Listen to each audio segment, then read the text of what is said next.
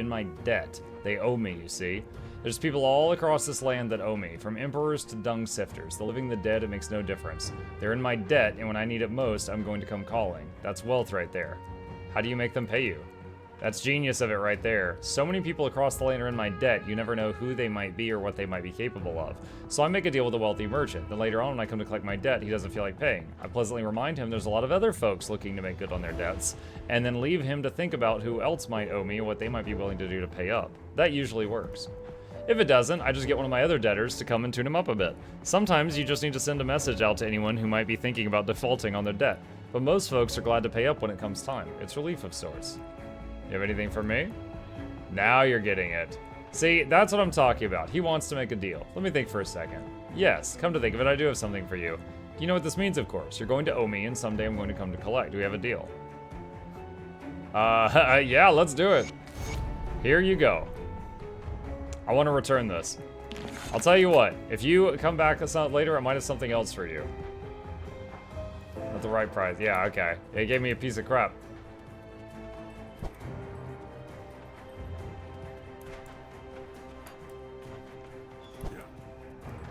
This quest is done. Hello again, Trevor. Thank you for bringing my brothers back. What's left of them. Glad I could help. I have to be honest, this is all very strange. I don't know how this is happening, the thing with the ghost. I suppose I don't really care. That thing is my brother. He's as much Andoran as he was when he was alive. I'm just glad to have him back. What's this ghost doing here? You're asking me? I have no idea. I've heard stories about people raising the dead or summoning ancient spirits, but I've never heard of anything like this before. When he first arrived, I thought the witches were playing some sort of cruel joke, then Errol just started in like nothing had happened. Watching the two of them argue with each other like they did before he died is odd to say the least. I bet it is. So the ghost came back to town? Okay.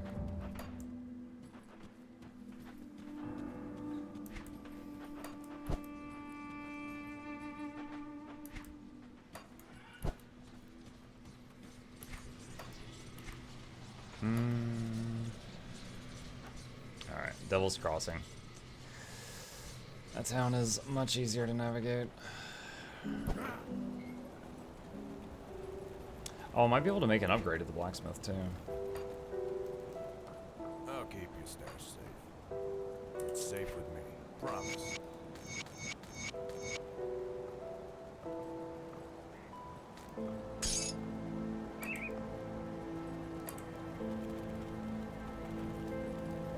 Come see what's left of my wares. See you around. Alright, blacksmith. Let's see, what is this? My relic is level 35. Empowered relics are level, like, 18. These are 35. Mythical are level 60. I can use mythical. Is there anything real juicy here? Inquisitor, Retaliation, Nightblade. Physical damage. Mutilate. Here's a pet one. 100% chance when hit, seeing their master injured drives your minions into a vicious frenzy. 15-second recharge, 8-second duration, 200% bonus damage, 45% to total speed. That's pretty cool. That's not bad. And it has some passive bonuses to pets also. Alright, Citadel. Dirge of Arcovia. +1 to all Necromancer skills. Some pet bonuses. Grants Summon Skeletal Servant. Bind the remains of 100 tormented souls to serve you. Only one servant can be summoned at a time. Does the servant have 100 souls in it? This scales with pet bonuses. Skeletal Claws. 35,000 health. For perspective, let me see. Briarthorn has 30k. Skeletons have 8k. So it's got like almost 5 times the health of the summon skeleton. So what was that? Driegs? No, that was Dirge of Arcovia. Eye of the Storm, +1 to Shaman skills. This is like lightning based. Impurity, +1 to Necro skills. But it's like direct damage based. Arcanist skills. Acid damage. Soldier stuff.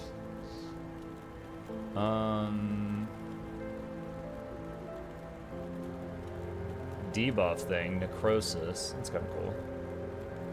Nemesis, Nightblade.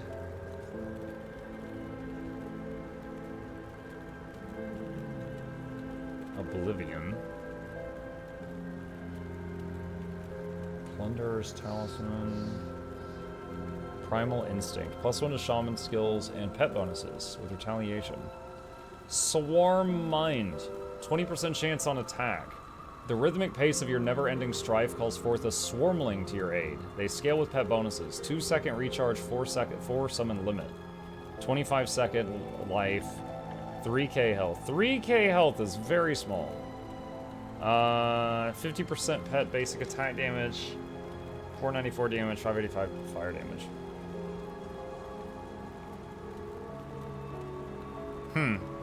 That's actually more damage than the skeletons. But...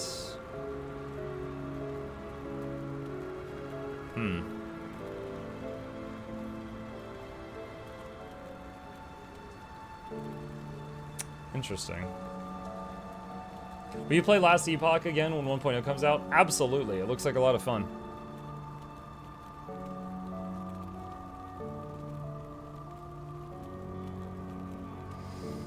Primal Instinct summons little swarmlings to attack.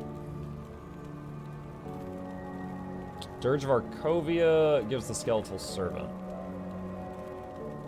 Skeletal Servant hits with the strength of like 6 swarmlings. Probably have this. Alright, what do I need? Arcane Spark and Vendetta. Okay, where's Vendetta? Need Fervor. Oh my god. Alright, Fervor, craft. Vendetta, craft. And then I need an Arcane Spark. Search box. It's very nice that they added a search box. Dirge.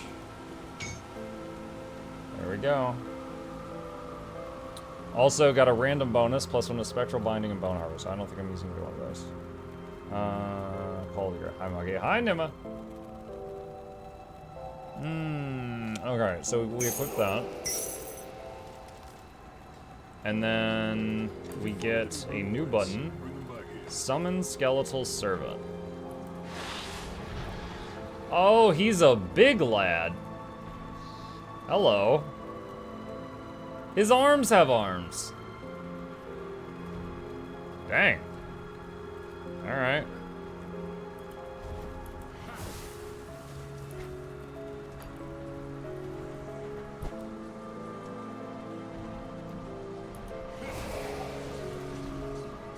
Okay.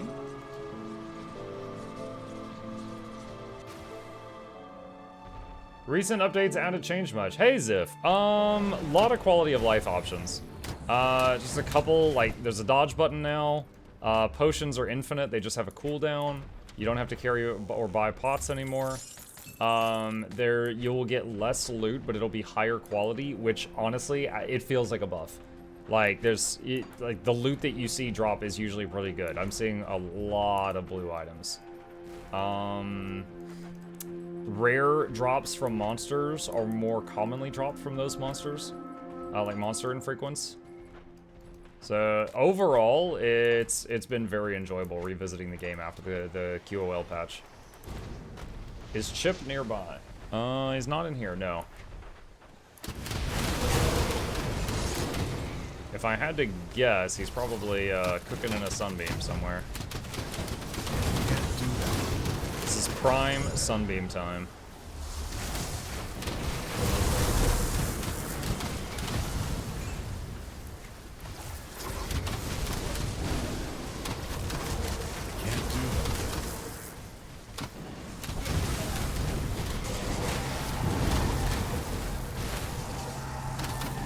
Captain's log.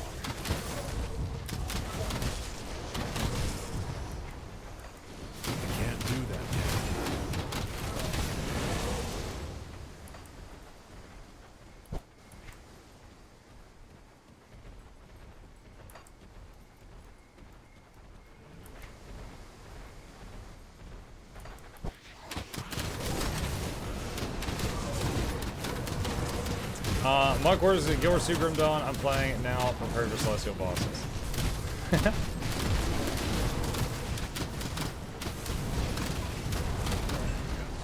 Hey, Lobo.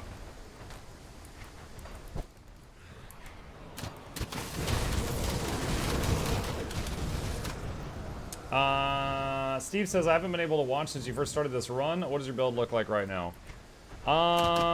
Using the summon skills and Necro along with a couple of buff skills. And in Shaman, I've got the aura that increases the regen of everyone around me really high. I got a few points in the summon skills here. And I'm using these just for debuffing enemies. And then I maxed out Primal Spirit. That one is like anytime I see a named boss or something, I will summon that. And it is most of my... It's my heaviest hitting damage source. So lots of summons and lots of buffs for those summons. It's like, this is going to summon stuff, so I'm going to use the Primal Spirit. Can't do that.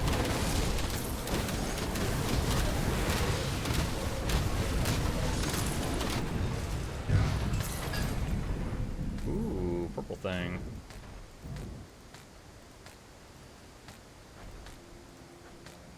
What is that? Time Flux Band. Looks like it's for a different class, so we'll sell that. Can't do that.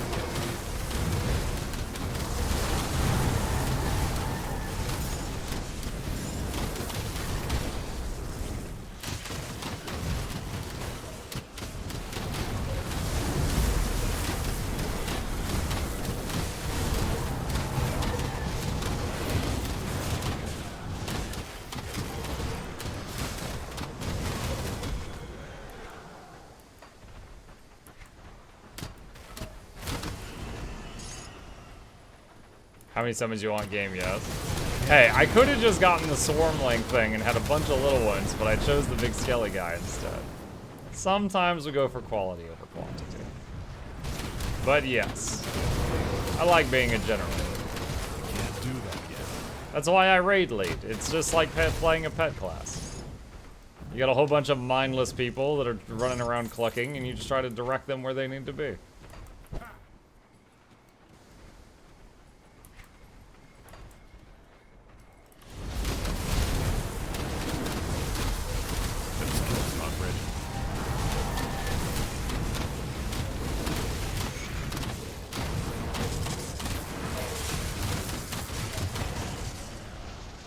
Nimophore says, I'm sorry I have to say this, Muck. You're my favorite Guild Wars 2 content creator. Hope you don't stop. I honestly thought you were about to say, like, you're my favorite Guild Wars 2 content creator. Get off this game or something. I don't want to see this.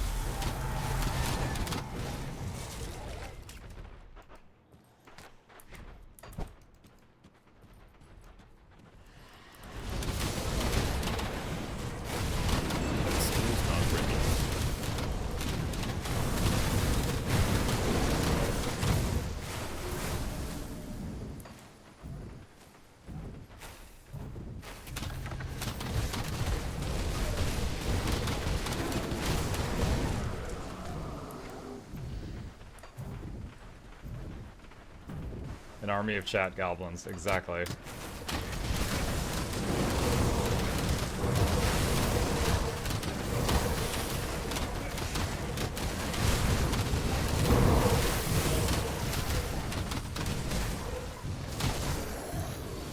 Someone this morning said, they said I saw the stream title, and the first thing I imagined as Muck as a Minion-mancer was all his summons were like Dennis. And I imagined like the Diablo 3 Witch Doctor with a whole bunch of fetishes, but each of the like the little kids had Dennis's face, and I was like, that sounds horrifying. Skill's not ready.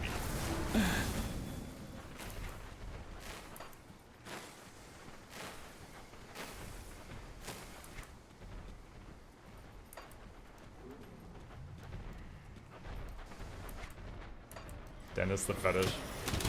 Yeah, anyone who only knows the other definition of the word fetish would get the major wrong idea from that.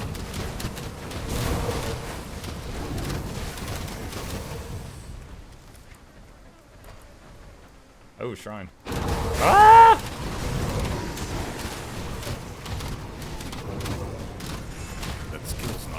He's immune to roots, but he's not immune to death.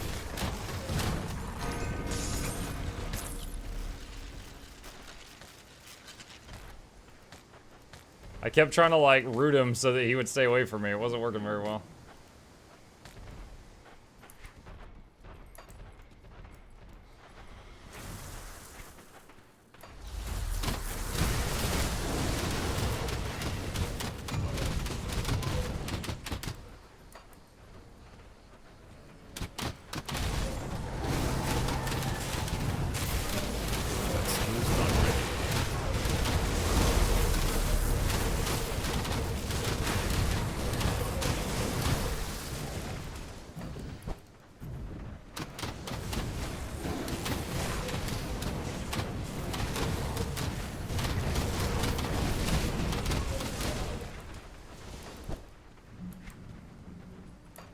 By the way, for those who might be interested, so Mizuo says, one of the huge reasons I watch you is for all the hidden gems you've been playing recently, lots of games I wouldn't have looked at otherwise.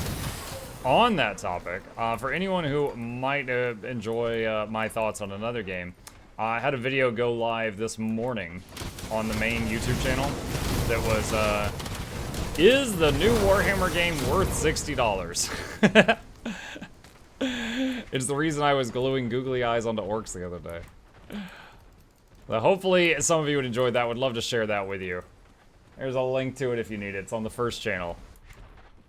But, going to actually contact the company and let them know, because they basically paid me. They're like, hey, we'll pay you to play 2 hours of our game on stream. And I'm like, okay. I'm gonna call them up and be like, hey, whether you like it or not, I played 12 hours of your game. And then I made a review video on it too. And I didn't charge you for it.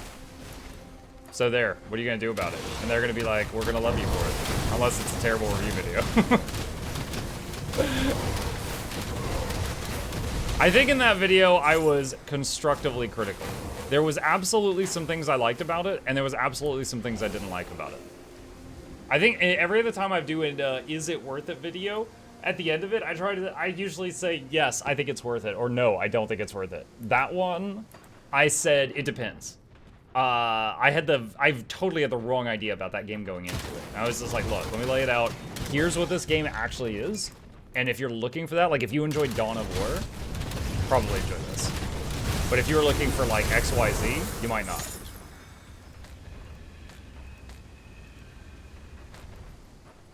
If the bugs are Tyranids, they're intended.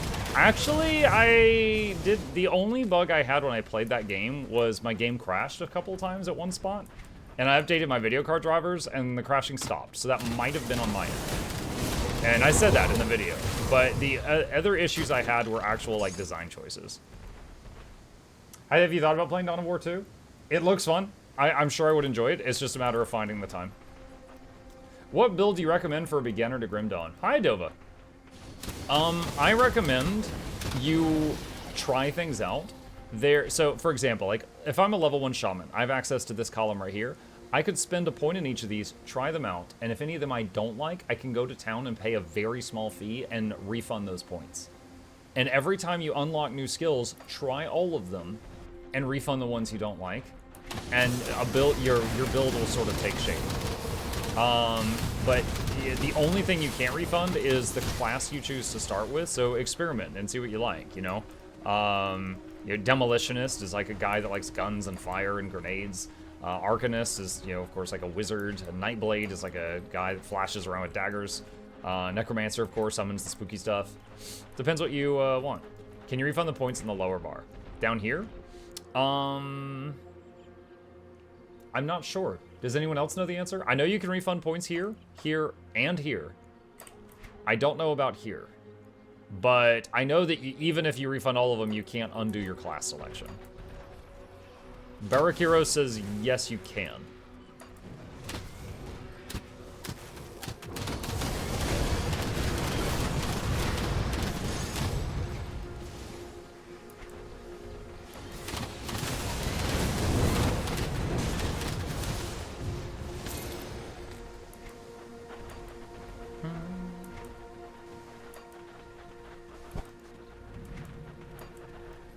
Neoxys says, hello, question about Grim Dawn. A while ago, I tried the game out, and I found it fun, but I hadn't known the content would change later in the game besides get loot level up and kill harder enemies. My question is, what is there later into the game? Hey, Neoxa, there's a few things.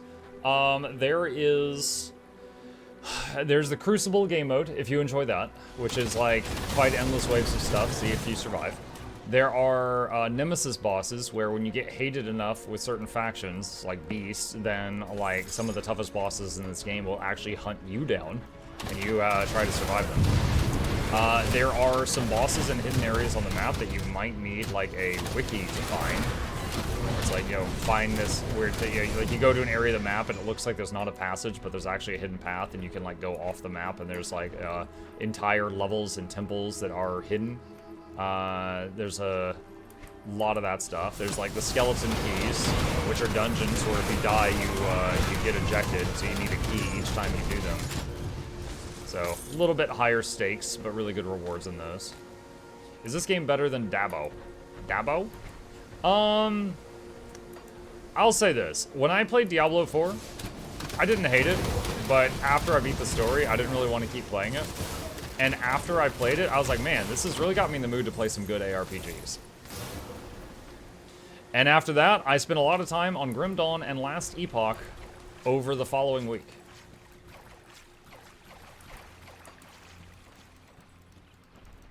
So, for me, as far as repeatable gaming, this is better than Dabo.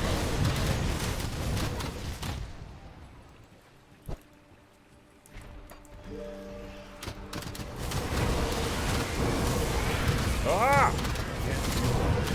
Ah, get off!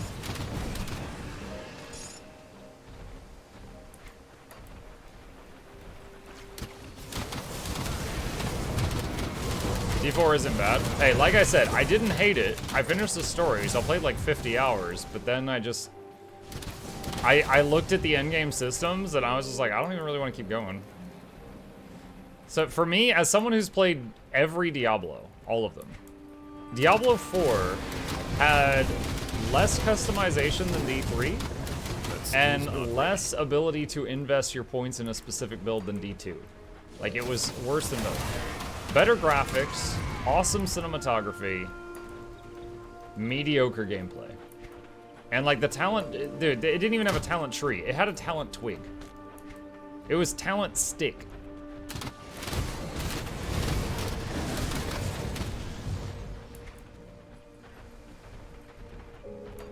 Also, from a lore standpoint, there was a couple of moments in the story that made absolutely zero sense. Like, the one lady using Mephisto like a Pokemon.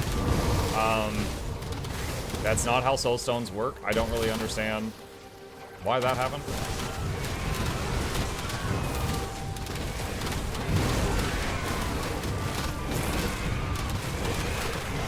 Like they went against some of the lore of the previous games with some of their decisions in that. Cutscenes are pretty good. Yep. Animation, graphics, cinematography were all, 11 out of 10. Wonderful. But the actual gameplay, I didn't enjoy it so much that I wanted to keep playing once the story was over.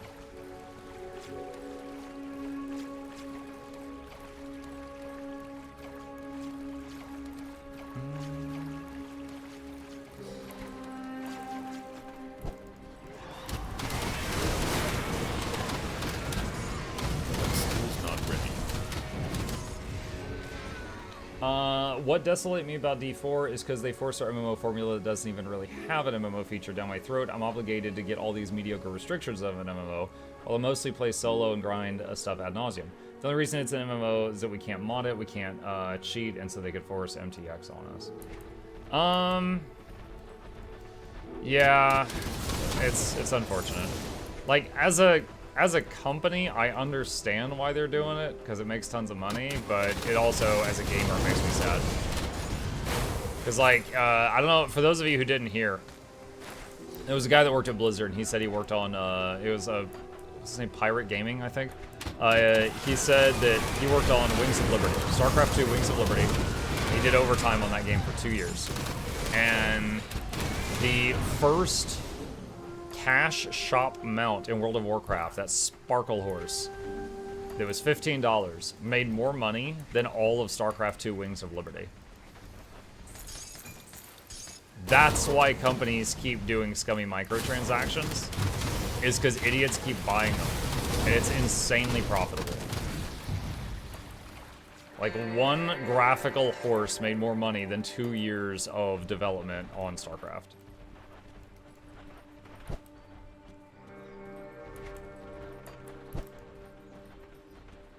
D3 is pretty fun for modern ARPG. I agree. I played probably hundreds of hours of Diablo 1, thousands of hours of D2, probably hundreds of hours of D3, and one playthrough of D4. That was my experience with it. There's a door down there. I don't know how to get to it.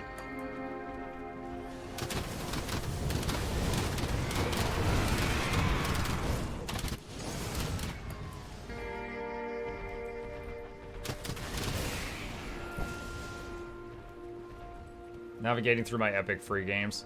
I let my kid do that the other day. He was wanting a game to play, and I was like, how about this? And, you know, I have a reminder on my, literally on my Outlook calendar, every 7 days, it says check Epic for free games. And because of that reminder, I've got like 400 games on Epic, and I think I bought like 3. So, my kid was bored the other day, and I opened up my Epic library. I was like, here, pick anything you want, and you can play it, and I'll set it up for you. And he found a few that he was interested in. He ended up going nuts on Slime Rancher. He ended up clearing both the Slime Rancher games. I had them on Epic. He absolutely loved those. I've never played them, but I had them in my free library, and he binged those for a few days.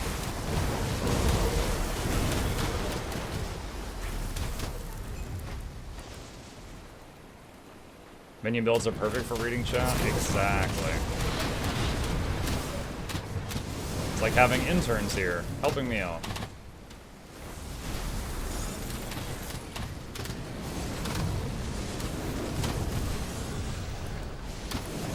I can't do that yet. I can only remember the first Slime Rancher free. I might be misremembering, but I think that's how it happened. In any case, he had fun. Oh, that is a lot of poison. We just lost a lot of skeletons. Chill for a sec.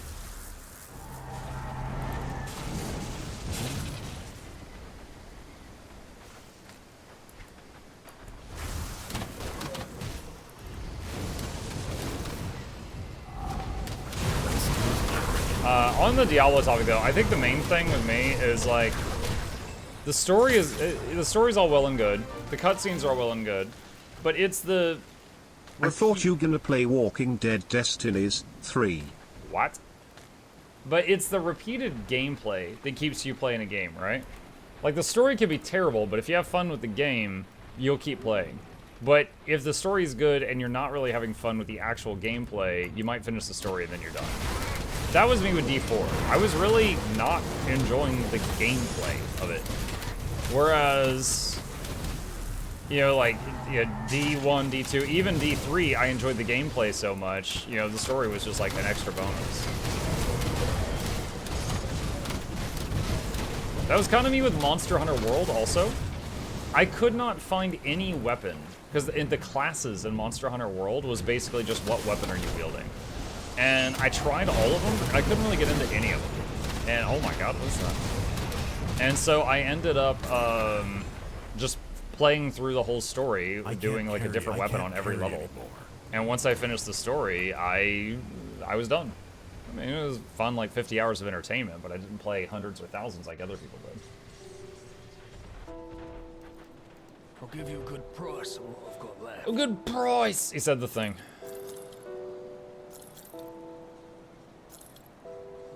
Devil's Mark.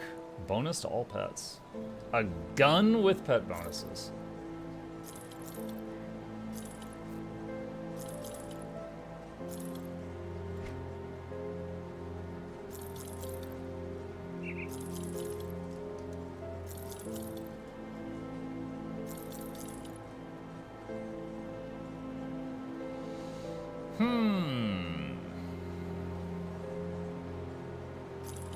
Close.